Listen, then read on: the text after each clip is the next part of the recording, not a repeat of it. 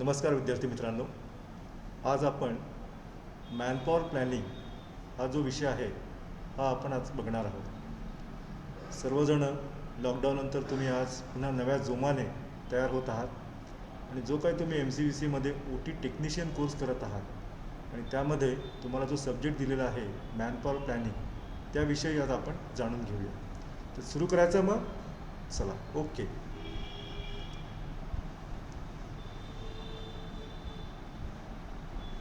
माझं नाव आहे रवींद्र मुकुंद कोल्हारकर. मी आपल्याच रुग्णालयामध्ये ॲज ए HR हेड म्हणून काम करतो आणि सब्जेक्ट आपला दिलेला आहे इथं मॅनपॉवर प्लॅनिंग. विद्यार्थी मित्रांनो, ऑपरेशन थिएटर म्हटलं की आपण सगळ्यांनी बघितलेलं आहे की साधारण असा एक लाईट असतो, मोठं काचेचा दरवाजा असतो.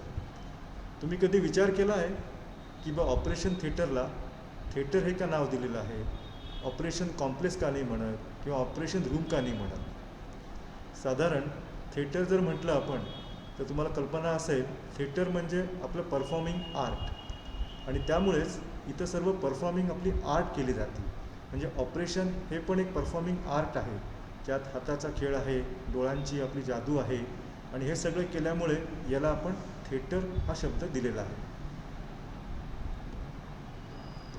ऑपरेशन थिएटर म्हणजे काय की जिथं आत्ता आपण बघितलं की जिथं आपल्याकडे साधारण वेगवेगळी शरीरावर शस्त्रक्रिया केली जाते त्याला आपण ऑपरेशन थिएटर असं म्हणतो.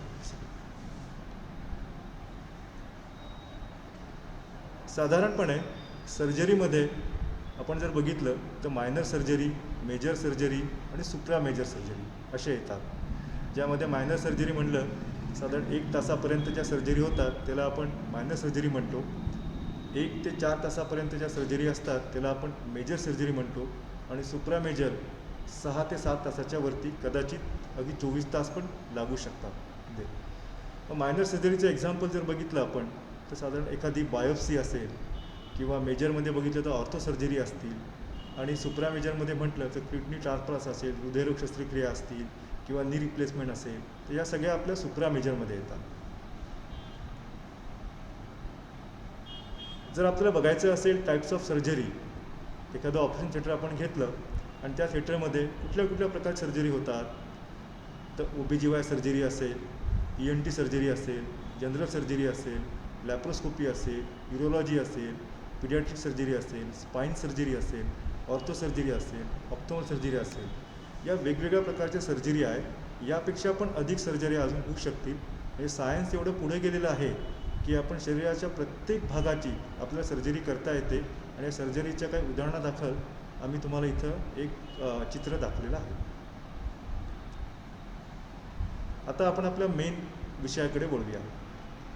साधारण मॅनपॉवर प्लॅनिंग. विद्यार्थी मित्रांनो, मॅनपॉवर प्लॅनिंग जर आपण शब्द बघितला तर काय असतं की आपण एखादं जर बघितलं बिल्डिंग बांधायची आपल्याला आणि बिल्डिंग बांधताना 1 रूम बांधायची, 2 रूम बांधायच्या, 3 रूम बांधायच्या. तर जेव्हा आपल्याला 1 रूम किंवा 2 रूम किंवा 3 रूम असं आपण बांधतो तर ते बांधत असताना त्यात आपल्याला विटा किती लागणार आहे, माती किती लागणार आहे, वाळू किती लागणार आहे किंवा आपल्याला सिमेंट किती लागणार आहे याचं आपण एक कोष्टक तयार करतो आणि मग ते कोष्टक जे असतो ते इंजिनियर आपल्याला सांगत असतो आणि त्याप्रमाणे एका रूमसाठी आपल्याला साधारण एक्झाम्पल म्हणजे तुम्हाला इतक्या विटा लागतील, इतकं सिमेंट लागेल किंवा इतकी आपल्याला वाळू लागेल आणि मग त्या जी काही वस्तू आहेत त्या ज्या वस्तू आपण सगळ्या जमा करतो आणि मग त्यानंतर आपलं घर बनतं. तर याच पद्धतीने आपण जर का एक ह्युमन रिसोर्समधला एक विषय बघितला तर मॅनपॉवर प्लॅनिंग. आता या मॅनपॉवर प्लॅनिंग तुम्ही सर्व विद्यार्थी आज OTसाठी काम करत आहात किंवा OTचं शिक्षण घेत आहात. मग ऑब्व्हियसली आपल्याला ऑपरेशन थिएटरमध्ये मॅनपॉवर प्लॅनिंग हा विषय आपल्याला बघायचा आहे. मग हा बघत असताना कुठल्या सर्जरीला किती मॅनपॉवर लागेल, कोणत्या प्रकारची मॅनपॉवर लागेल, ती का लागेल, कशासाठी लागेल, हे म्हणजे सगळं आपलं मॅनपॉवर प्लॅनिंग आहे.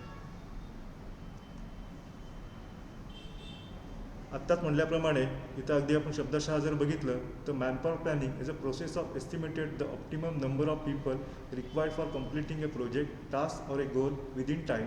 Manpower planning includes parameters like number of personnel, different types of skills, time आणि period.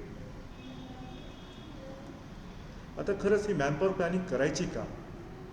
मॅनपॉवर प्लॅनिंग का करायची? जसं आपण मागच्या स्लाईड्समध्ये बघितलं की वेळ, साधारण नंबर्स, हे सगळं आपल्याला जुळून यायचं असेल तर आपल्याला मॅनपॉवर प्लॅनिंग करावं लागते. कारण प्रत्येक मनुष्य जर बघितलं आपण तर त्याच्यापाशी काही ओन स्किल्स असतात, नॉलेज असतं आणि ते आपल्याला स्किल आणि नॉलेज युटिलाइज करण्यासाठी जो तिथला प्रमुख असतो तर त्याला हे बघावं लागतं की कोणत्या ऑपरेशनमध्ये कुठल्या प्रकारची माणूस लागणार आहे आणि कुठल्या प्रकारच्या माणसासाठी त्याच्याकडे काय स्किल आहे आणि हे स्किल सगळं आपण युटिलाइज करून मॅनपॉवर प्लॅनिंग करत असतो आणि मग पूर्णपणे आपण ऑपरेशन करत असतो. जर आत्ता आपण बघितलं की who works in operating room, म्हणजे personnel inside the operating room consist of the operating surgeon, assist to surgeon, a scrub person, anaesthesiologist, circulating nurse, each member of the म्हणजे ऑपरेशन थिएटर हे खूप महत्त्वाचे आहे. म्हणजे असा कुणीही नाही आहे की जिथं बाबा त्याला काम नाही आहे. म्हणजे प्रत्येक व्यक्ती, प्रत्येक पुरुष, प्रत्येक महिला, प्रत्येक डॉक्टर किंवा प्रत्येक तिथली असलेली सिस्टर यांना प्रत्येकांचा एक रोल डिफाईन केलेला आहे आणि तो रोलनुसारच त्याला काम करावं लागतं आणि यालाच आपण सोप्या भाषेत थोडं मॅनपॉवर प्लॅनिंग असं म्हटलेलं आहे. साधारण आपण जर बघितलं तर कुठल्या प्रकारची मॅनपॉवर आपल्याला लागू शकते यामध्ये. एखादी आपण कुठलं ऑपरेशन घेतलं, ज्याला आपण जसं मगाशी बघितलं मायनर असेल, मेजर असेल, सुप्रा मेजर असेल, कुठलंही ऑपरेशन घेतलं तर खाली जी म्हणजे आपण जे म्हटलेलं आहे मॅनपॉवर, ती मॅनपॉवर आपल्याला साधारण लागत असते. मग त्याच्यामध्ये एक सर्जन पाहिजे, असिस्टंट डॉक्टर पाहिजे, ॲनेस्थॉलॉजिस्ट पाहिजे, OT इन्चार्ज आहे, साधारण OTचे HOD आहे, नर्सिंग स्टाफ आहे, हाऊसकीपिंग स्टाफ आहे, वॉर्ड बॉय आहे, बिलिंग ऑपरेटर आहे. त्याच्याशिवाय आपल्याला अजून लोकं लागतात, म्हणजे बायोमेडिकल इंजिनियर आहे, मेंटेनन्स आहे आणि स्टोअर्स आहे. आता ही सगळी लोकं आपल्या ऑपरेशन थिएटरमध्ये काम करत असतात आणि या प्रत्येकांचा मगाशी म्हटल्याप्रमाणे एक विशिष्ट रोल आहे.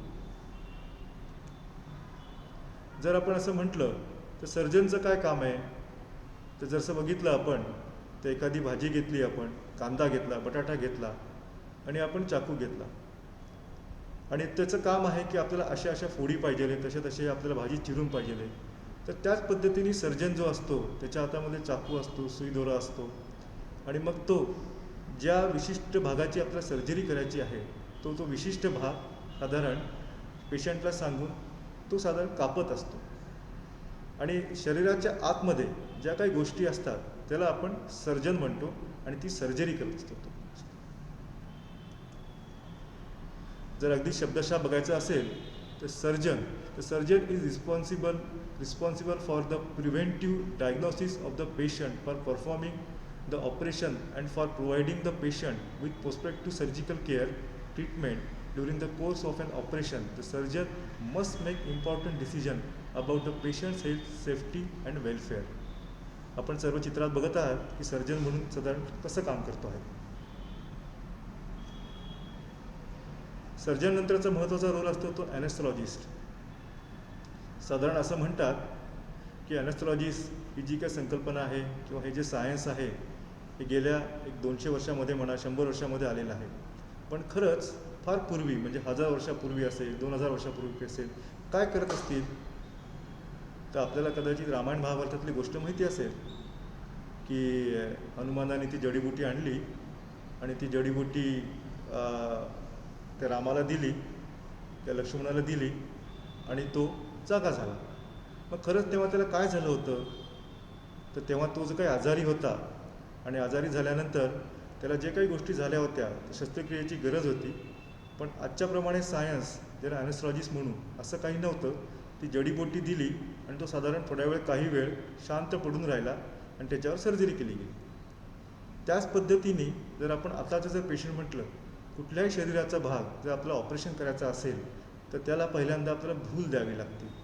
म्हणजे ऑपरेशन करताना कुठल्याही वेदना होऊ नये किंवा त्याला जाणवू नये, हा त्याच्या पाठीमागचा उद्देश असतो.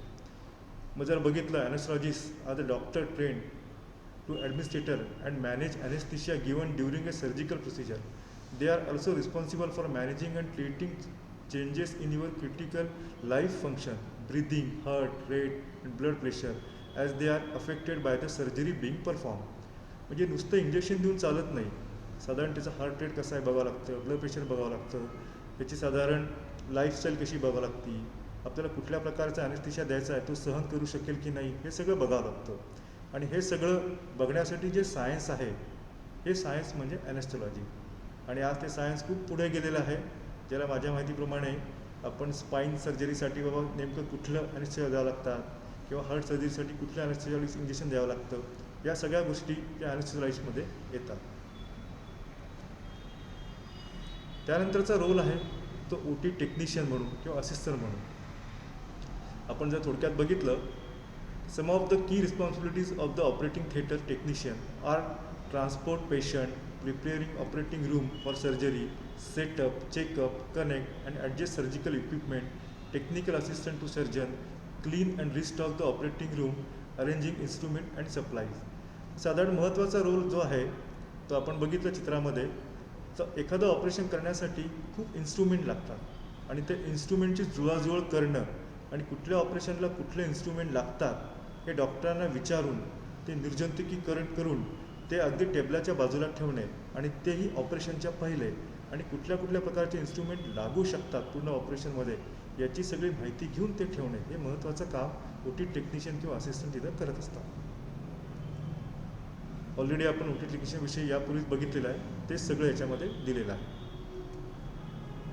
आपण जर बघितलं तर OT नर्स किंवा ज्याला स्क्रब नर्स म्हणू, a scrub nurse is a nursing professional who works alongside surgeon, other staff. They are also called preventive or operating room nurse. Scrub nurse use their expertise and calm demeanor to help surgeon perform surgery and sometimes life-saving operation on patient. आपण जर बघितलं, साधारण सगळ्यांनी तुम्ही picture बघितले असतील, TV बघता, तर डॉक्टर काहीतरी असा हात करतो आणि त्याच्या हातामध्ये आपण कधी एखादा चाकू देतो, नाईफ देतो, एखादं काही आपण गॉसपीस देतो, किंवा एखादी आपण कात्री पण देतो. तर ती डॉक्टर आणि ती नर्स यांच्यामध्ये हा एक संवादाचा विषय आहे, की तिला हे माहिती पाहिजे की डॉक्टरांनी आता यावेळेस तिला काय पाहिजे आहे डॉक्टरांना, आणि ते त्यावेळी प्रोव्हाइड करणं, हे साधारण तिथं महत्त्वाचं काम जे OT नर्सचं आहे. आणि हे करण्यासाठी ती थोडी ट्रेंडही असली पाहिजे आणि तिला त्या गोष्टीची माहिती पण असली पाहिजे.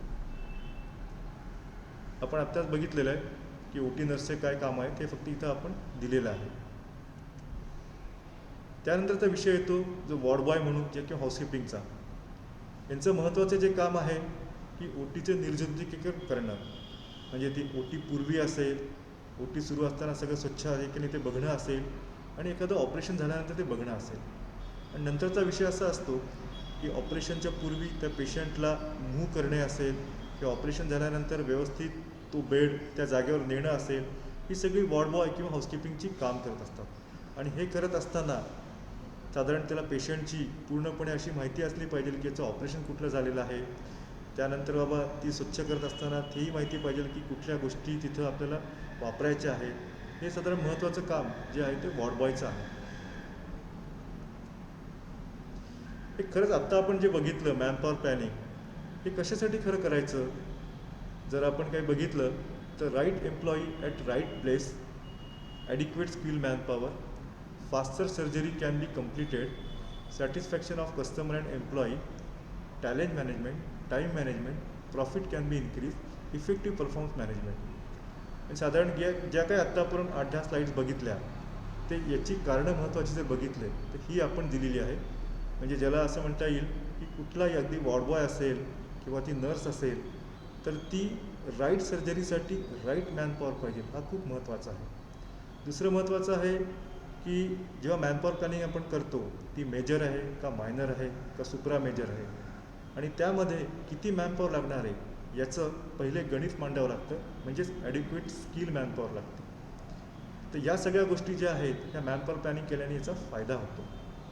पण मॅनपॉवर प्लॅनिंग नाही केलं तर काय होऊ शकतं, तर wrong employee at wrong place, shortage of skill manpower, lack of skill and adequate manpower, may take time to complete the task, dissatisfaction होऊ शकतं, टॅलेंट मॅनेजमेंट त्यात नसल्यामुळे काही प्रॉब्लेम होऊ शकतात.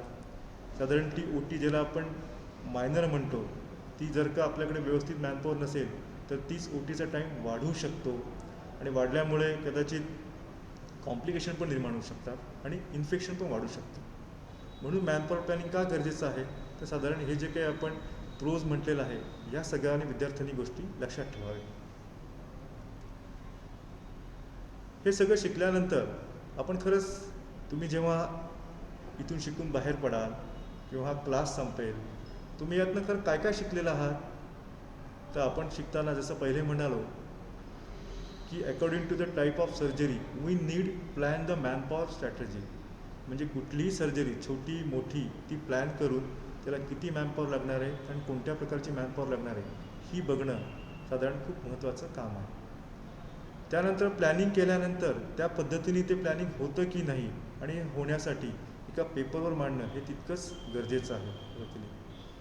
दुसरा एक महत्त्वाच्या गोष्ट याच्यात दिलेलं आहे की कुठलीही गोष्ट एखादी आपल्याला जर लक्षात आलं की पेशंट कॉम्प्लिकेशन झालेलं आहे किंवा कॉम्प्लिकेशन होऊ शकतं, तर अशा वेळेस जिथं आपण ती मॅनपॉवर देणार आहोत, मग तो नर्स असेल किंवा ती अजून वॉर्डबॉय असेल किंवा अजून डॉक्टर्स असतील, असिस्टंट डॉक्टर असतील, तर ती मल्टी स्किलिंग डॉक्टर पाहिजे नाही.